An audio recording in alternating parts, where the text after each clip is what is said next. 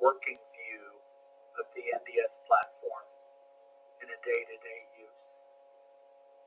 This would be helpful for someone who has never seen the program, just to take a quick look at the functionality of the program in a day-to-day use. We do have tutorials that go step-by-step on how to set the program up and to use it. But what I have never shown anybody was just basically the day-to-day use. So if you've never seen NDS and you want to see how it looks and what it does in a day-to-day use, this video and recording is for you. So what we have in front of us is basically the outline of the NDS program, and what we want to do is just show you a little functionality. So today I am working with this dairy, and I go ahead and click on it, and you can see here that we have 88 pounds of milk and 78 pounds of milk and 81. And if I hover over the right pop-up here, you can see that we basically have 78 pounds of milk and from metabolizable energy and 81 from the MP. This is just a pop-up screen that comes up when we hover over any one part of the screen.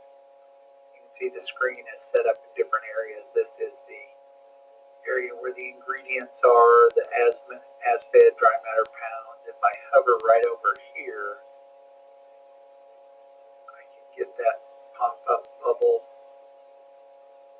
which is right there. So you can get a blown-up view of the as-fed dry matter pounds.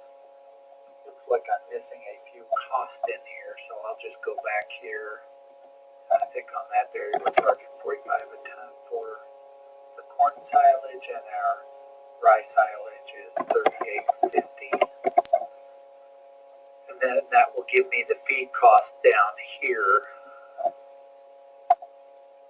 And if I slide over the pop-up bubble, there it is. The cost per head is $5.76. A pound of dry matter cost us 11 cents.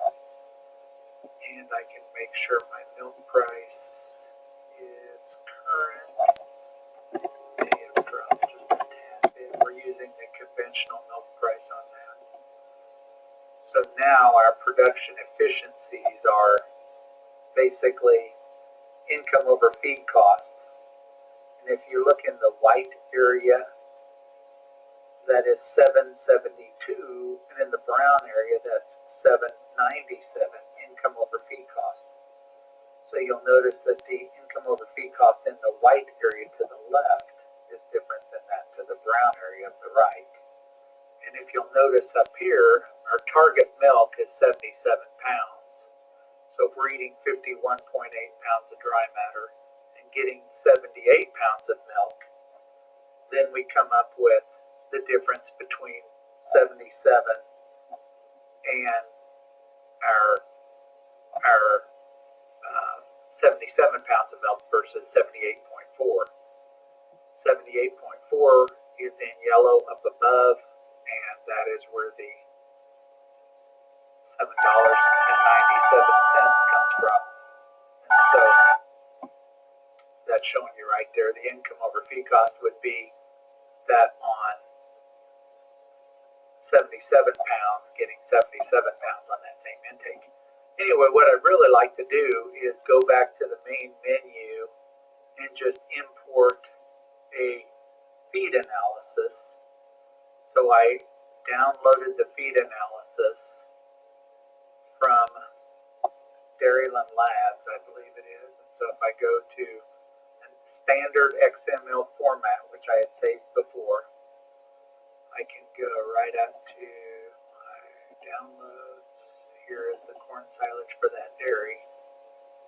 So now what I've done is I've selected the corn silage here, and I've default is to clone during the import, edit the feed during the import. So I'm going to do that just so I can change the name. This is a new pile of feed that was started, so I'm going to proceed. And it's going to say I'm going to import from Dairyland Labs. Do I want to proceed? And I say yes. Here is that analysis. It's a 34.6 dry matter, ANDF of 36.8, starch of 26. So from here, I can type on corn, and then the silage has come up. It's a processed silage, very well processed.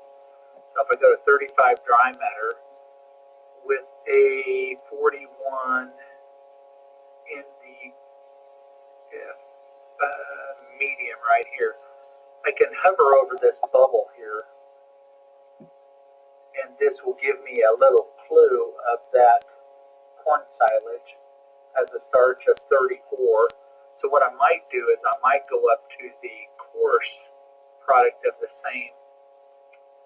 I may have to bump up to an NDF level a little higher than I wanted, just to get the starches closer. So now what's going to happen is that this analysis is going to override this template.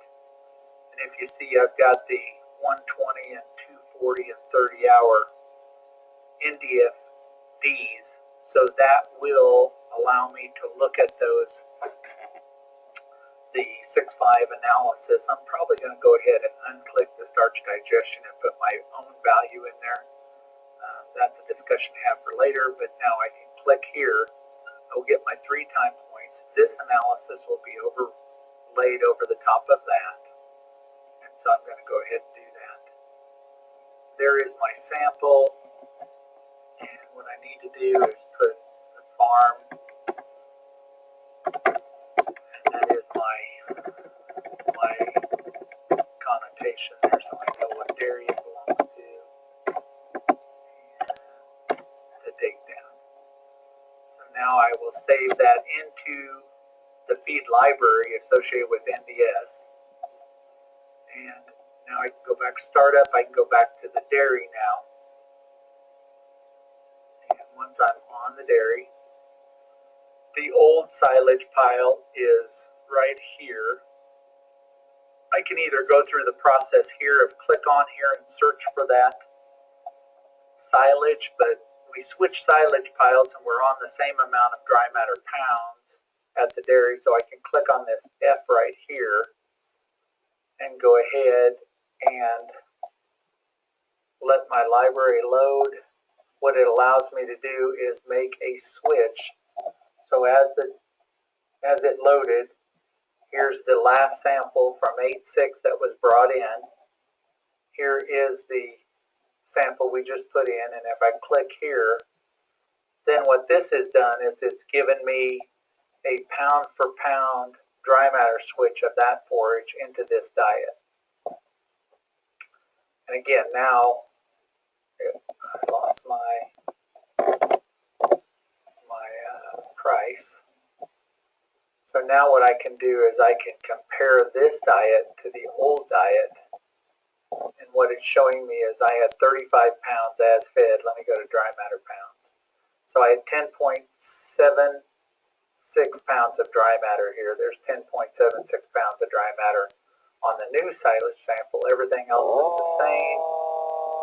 If we look at dry matter pounds is the same. Total cost per head, I might have charged less on the other silage. But what I can do is I can look down here and see what that's done on my 2 diets, just with the silage switch. There was a 2% decrease in crude protein. If I go down here, the forage NDF must have gotten a lot better. My starch went from 24 to 27. So you can see I got a 12% increase here in the starch. Ash went up a tad bit. I can even go to CNCPS and go to allowable milk and look at the allowable milk. So everything else being constant, I went from 78.4 to 78.8. So it shows me a 0.5 pound increase, about the same on the amino acid or the protein, the MP milk. So I can look at that and I can make some decisions on that. I can go back to the recipe. This is with the new diet, and I can go ahead and save this. And then I can either go through and manipulate the diet now with the new silage in, and I will have my diet in front of us so that I can work easily like that. So again, easy way to switch that. I'll probably go in here later and start manipulating the corn silage and lower the starch level and see how that works. So that's just looking at making a switch and importing an XML. I've got another diet over here that with the heat stress on the animals, I could go back into animal input and go into environment. I've got them at thermal neutral right now. It's been 95 degrees and 97 with humidities that we've never seen in this region at night. Now this would be the environmental temperatures, but really need to figure out what my cows are seeing. They're on in a 3X barn doing water and fans, so we may be a little cooler here than what we're seeing. But again, humidity might actually be, previous temperature was not that hot, 83, and then humidity may actually be a little higher inside those barns. And nighttime temperature, minimum night temperature.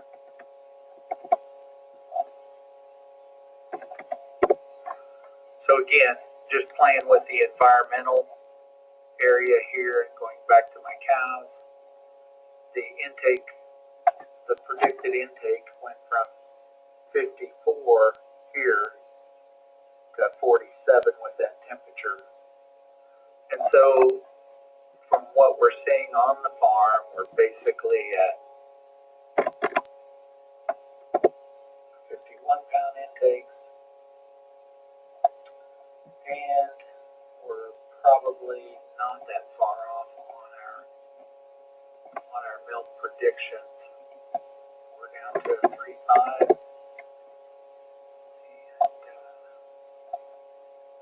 go back and look. And so that's probably where we are with our major heat spells. The question that we had basically was if we took out some of the forage, we're a 57% forage diet, and put the maybe something like soy hulls, we are able to get those very easily. So if I type in soybean, hit enter, then I am able to bring up my feed library, and I want to go ahead and click the CNCPS tab, and as I do that I can get the CNCPS feeds, and I'll do the soy hull pellets here. And then what I was really considering was taking some of the barley silage even all the way out. Don't think I could do that, but if I replace a pound and a half for a pound and a half of dry matter, what is our ability to make a little more, keep our intakes up, and maybe actually make a little more milk through this heat period. So again, just doing some comparisons, bringing in that product, putting the price in there, letting it run that way. I may look at my total NDF here is still 31. Of course, some of that is going to be from the soy hulls. I can actually look at the p-value particle size or something like this, which allows me to look very easily at the p-NDF on those soy hulls. And I can look and see what my predicted p-NDF or my estimated. I can look around here at the diet and do some calculations. Again, I can do a comparison tab here, and it is comparing my first, so I probably should have saved that second ration. Let me go back and save this diet as a working copy.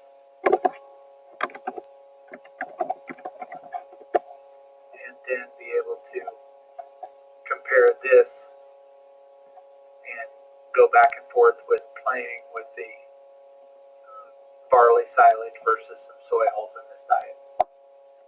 Looks like I'd have to make some protein adjustments here, but this gives you the idea of the process. Just going back and forth looking at, now if I do a comparison, I need to make that change.